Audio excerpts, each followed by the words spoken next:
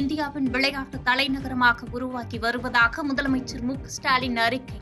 Test, Olympia, Khelo India உள்ளிட்ட சர்வதேச போட்டிகளால் கவனம் ஈர்த்துள்ளதாக பெருமிதம்.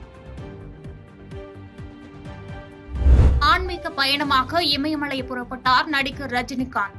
அடிக்கடி ஆன்மீக பயணம் செய்வது மனதுக்கு புத்துணர்ச்சி அளிப்பதாக கருத்து. நாளை மறுநாள் கர்நாடகா திரும்புகிறார் பிரஜ்வல் ரேவண்ணா. விமான நிலையத்திலேயே கைது செய்ய போலீசார் திட்டம். ஆல் ஐஸ் ஆன் ரஃபா என்ற பெயரிட்ட புகைப்படம் வலைதளங்களில் வேகமாக பரவி வருகிறது.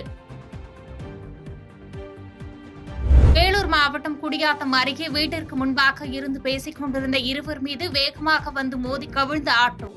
நாய் ஒன்று குறுக்கே வந்ததால் திடீரென பிரேக் கொடுத்ததில் கட்டுப்பாட்டை இழந்து மோதிய சிசிடிவி காட்சிகள் வெளியீடு. நெல்லை மாவட்டம் மணிமுத்தாறு பகுதியில் முறையான குடிநீர் விநியோகம் இல்லாததால் அரசு பேருந்தை சிறைப்பிடித்த கிராம மக்கள். பொதுப்பணித்துறையினர், காவல்துறையினர் பேச்சுவார்த்தைக்கு பிறகு பேருந்தை விடுவித்தனர். நெல்லை முன்னாள் அதிமுக எம்பி முருகேசன் இல்ல திருமண விழாவில் பங்கேற்க சென்னையிலிருந்து தூத்துக்குடி விமான நிலையம் வருகை தந்தார் எதிர்க்கட்சித் தலைவர் எடப்பாடி பழனிசாமி. முன்னாள் அமைச்சர்கள் கடம்பூர் ராஜு, SP சண்முகநாதன் உள்ளிட்டோர் மாலை அணிவித்தும் வீரவாள் வழங்கியும் உற்சாக வரவேற்பு அளித்தனர்.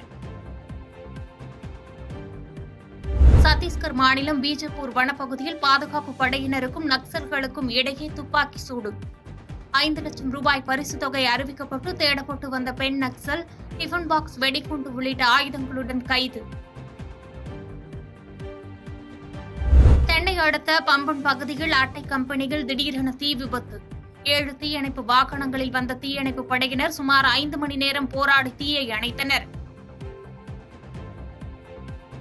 நீலகிரி மாவட்டம் கொளப்பள்ளி பகுதியில் 30 அடி கிணற்றில் தவறி விழுந்த குட்டி யானை. கிணற்றுக்குள் விழுந்திருக்கும் குட்டி யானையை பத்திரமாக மீட்ட வனத்துறையினர். பாதகம் செய்பவரை கண்டால் நாம் பயங்கொள்ளலாகாது பாப்பா. மோதி மிதித்து விடு பாப்பா, அவர் முகத்தில் உமிழ்ந்து விடு பாப்பா.